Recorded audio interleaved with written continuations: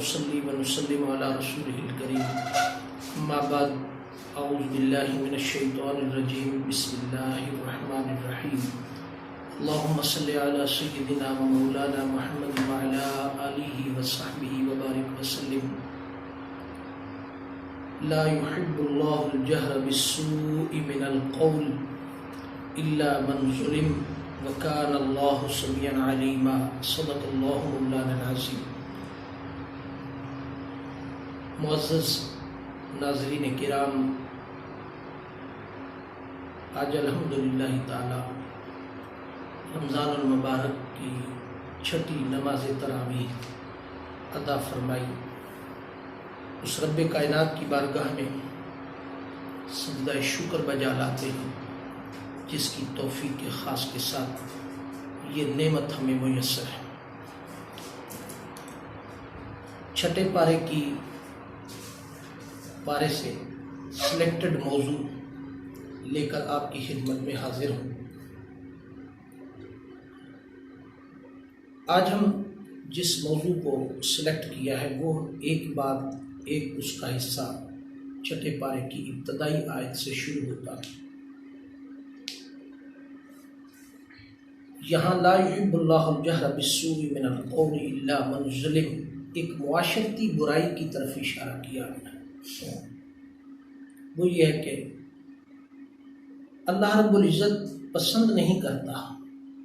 کہ برملا کہی جائے بری بات مگر اس سے جس پر ظلم ہوا، اور اللہ تعالیٰ خوب سننے والا، خوب جاننے والا۔ پہلے حصے میں لا یحب اللہ الجہر بالسوء من القول، یہاں معاشرے کی جو برائی ہے، عیب جوئی، اس کو بیان کیا گیا، عیب بیان کرنا۔ بعض اوقات آپ نے دیکھا ہوگا کہ ہم دوسروں کے عیب بیان کرنا اور ان کی عزت کو اچھالنا اور پگڑیوں کو اچھالنا ہمارا وتیرہ ہوتا ہے، اور ہم اس وقت اپنے آپ کو بڑا صاحب تقوی اور نیک اور صالح سمجھتے ہوئے ہم یہ جواز پیش کرتے ہیں کہ میں تو ویسے اس لیے اس بات کو، عیب کو بیان کر رہا ہوں تاکہ ہم سب سبق حاصل کر سکیں لوگوں کے سامنے۔ اس کی عزت اچھال دینی، اس کی پگڑی اچھال دینی اور کہنا میں تو ویسے بس کہہ رہا تھا، ایک بات کر رہا تھا کہ تاکہ ہم اس کی اصلاح کر سکیں۔ ویسے بات کرنے سے اس کی عزت تو اچھل جاتی ہے، اس کی پگڑی تو اچھال دی جاتی ہے، اور اپنے آپ کو بڑا طاقتور سمجھا جاتا ہے، اپنے آپ کو بڑا نیک اور صالح سمجھا جاتا ہے کہ میں دوسرے کے عیب کو بیان کر رہا ہوں، دل کو تسکین دی جاتی ہے۔ اور اس طرح کی باتیں وقت گزاری کے طور پر کرتے ہیں۔ میں کرنا نہیں چاہتا تھا، بس ویسے میں نے کہا چلو بیٹھے ہیں آپس میں تو ہم کون سا کسی کو دوسرے کو بتا رہے ہیں، آپس میں جاننے والے۔ اس طرح کا جواز بیان کر کے ہم دوسروں کی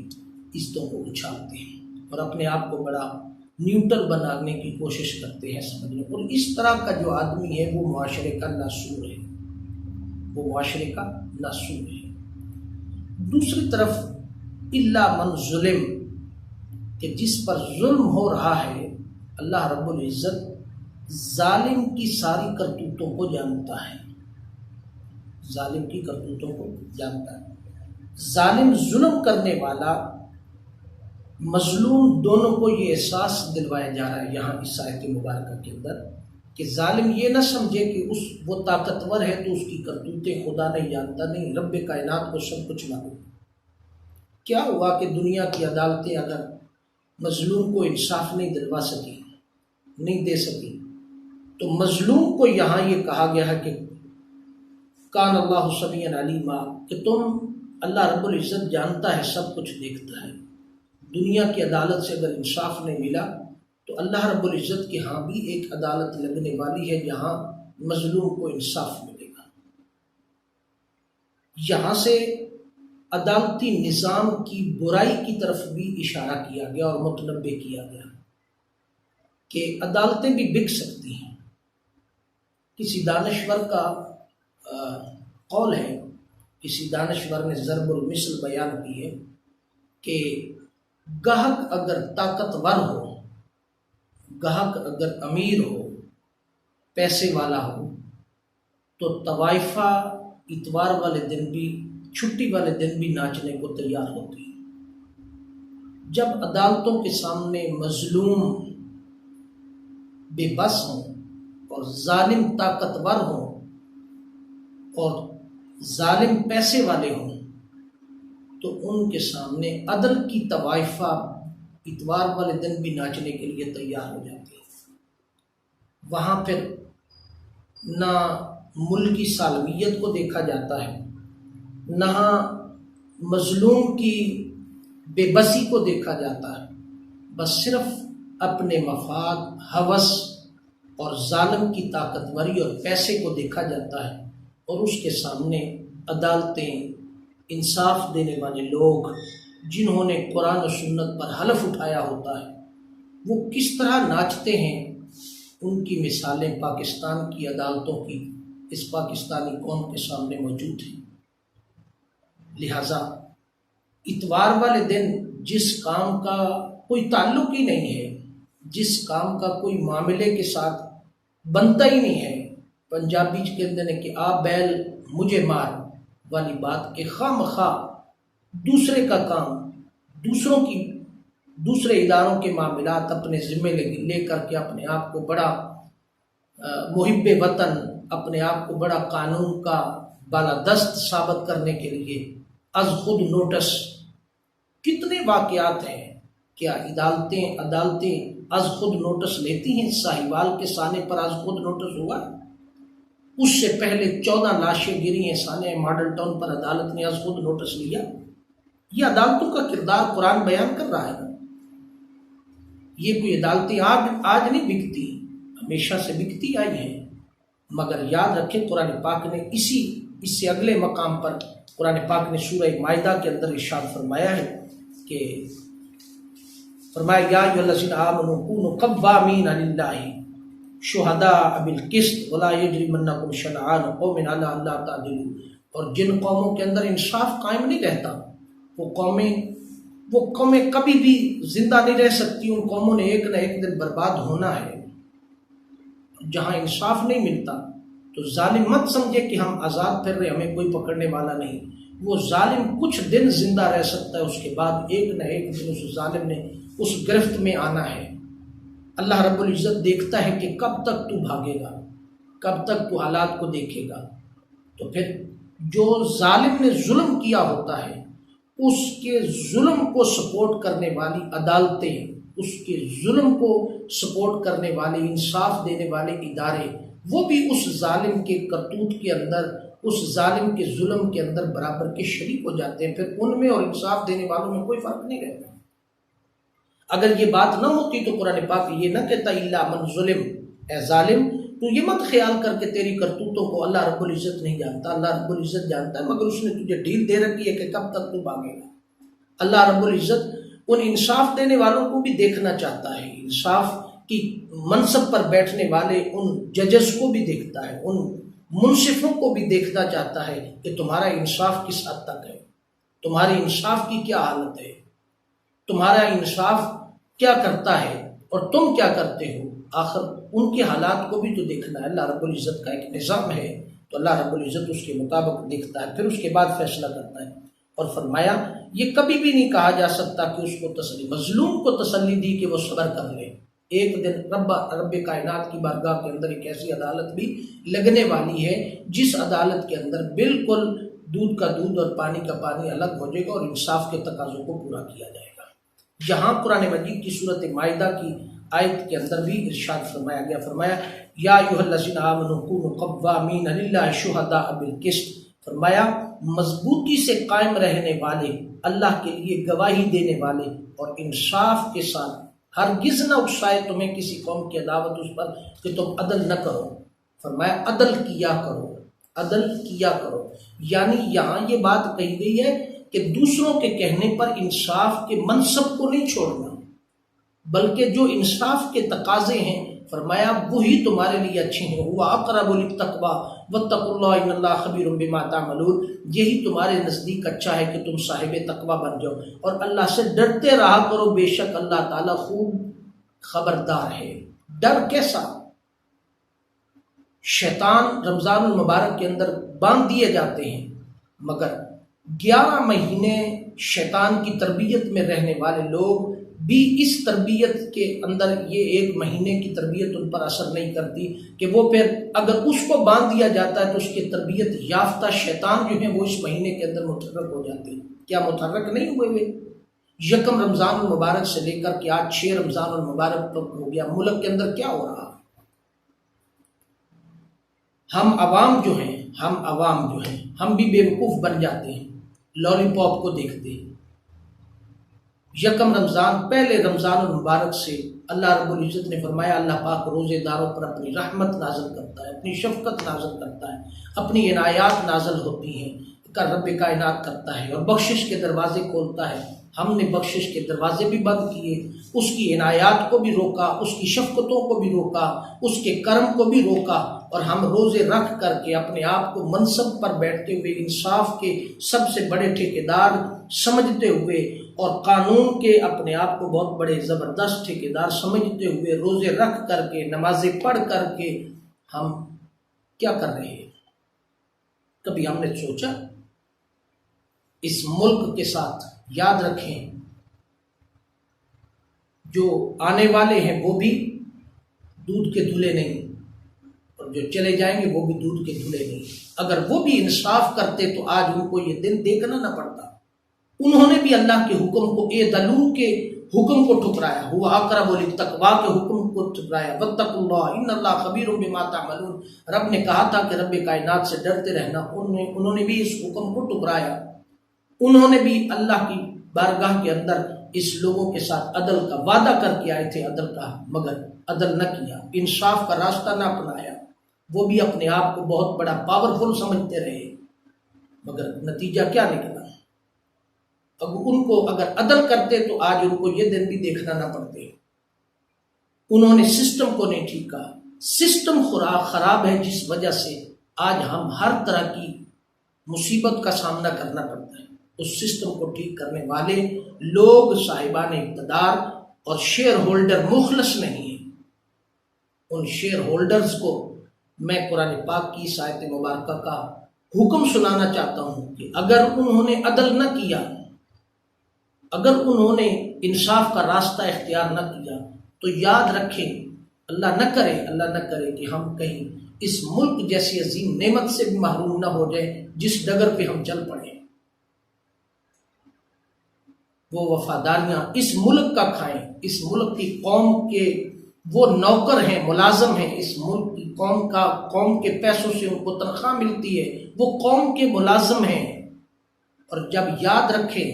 قوم کو بھی کہنا چاہتا ہوں، قوم کی خدمت میں بھی عرض کرنا چاہتا ہوں کہ قرآن پاک رمضان المبارک کا مہینہ ہے، قرآن پاک کو ترجمے اس کے ساتھ کھول کے پڑھیں۔ قرآن کیا کہتا ہے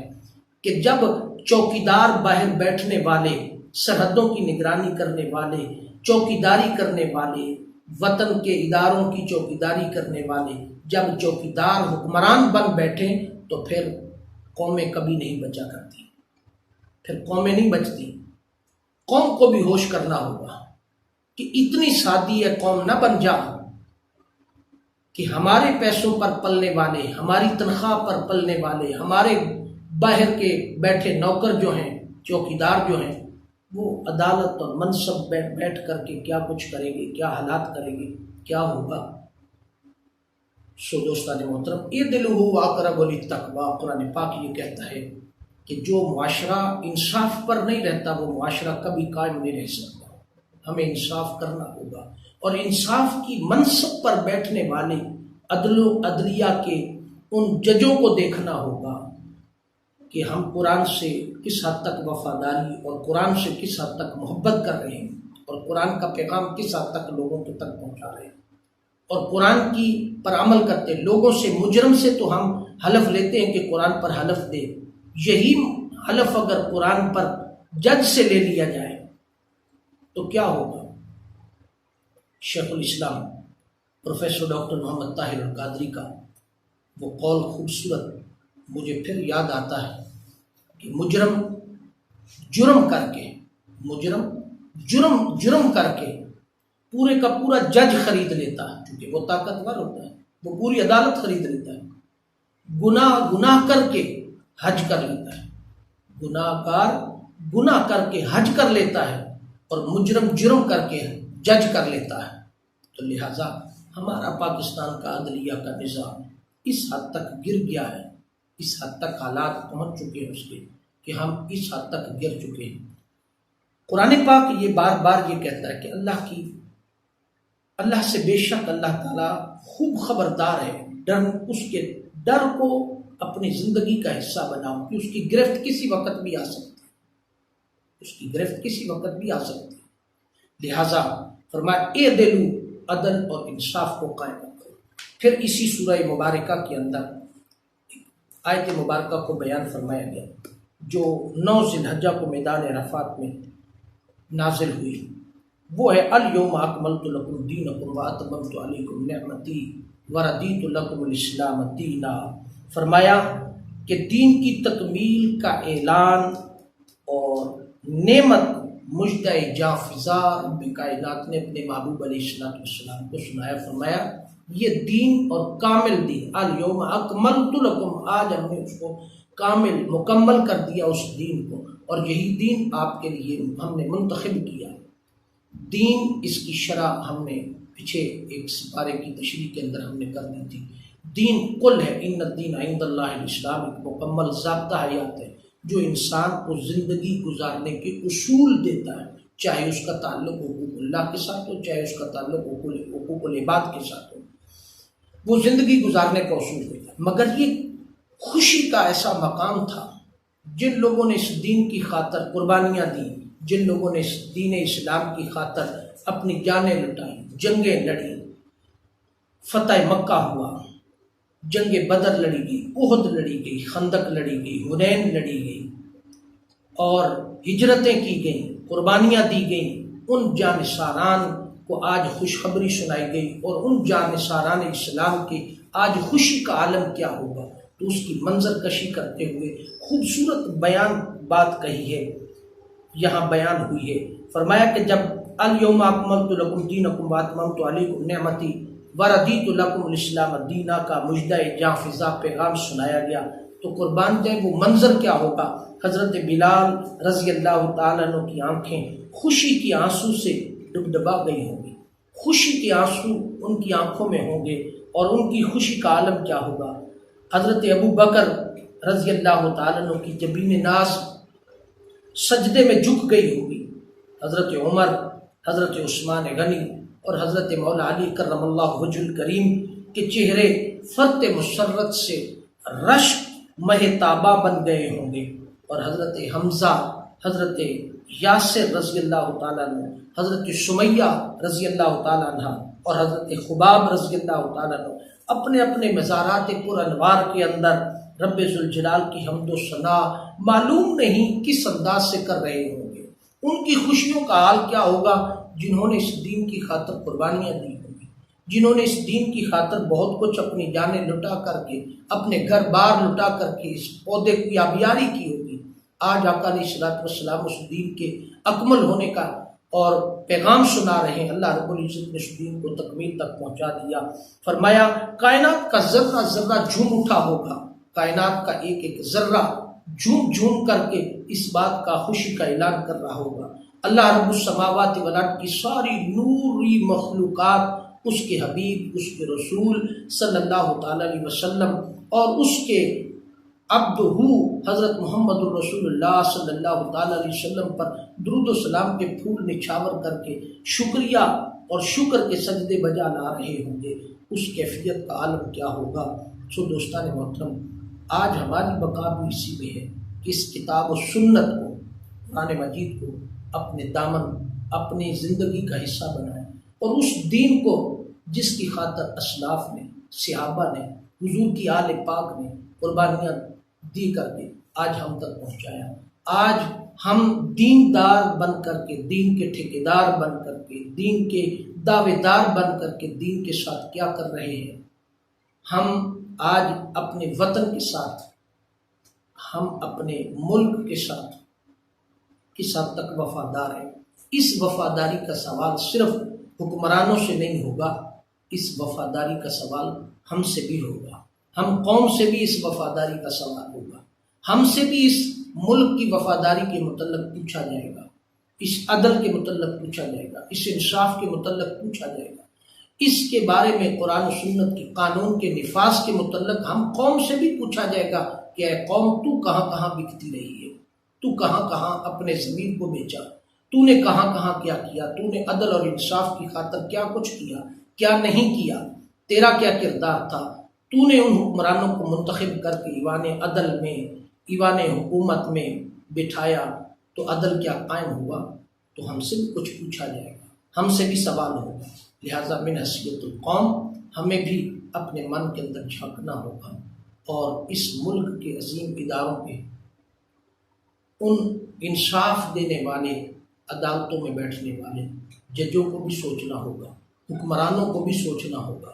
کہ کل قیامت صرف یہی دنیا سب کچھ نہیں ہے، ایک بند کوٹھڑی قبر بھی ہے جس کے اندر جانا ہے، تو کل کیا جواب ہوگا؟ وہاں صرف من ربوں کا، ما دینوں کا، من نبیوں کا کہیں سوال نہیں ہوگا، اور بھی بہت کچھ۔ اس منصب کے متعلق بھی پوچھا جائے گا، جس منصب پر بیٹھ کر کے وطن، ملک، قوم کے ساتھ غداری کی ہے، اس کے متعلق بھی پوچھا جائے گا۔ لہٰذا دلو عدل انصاف کرو، معاشرہ عدل پر رہے گا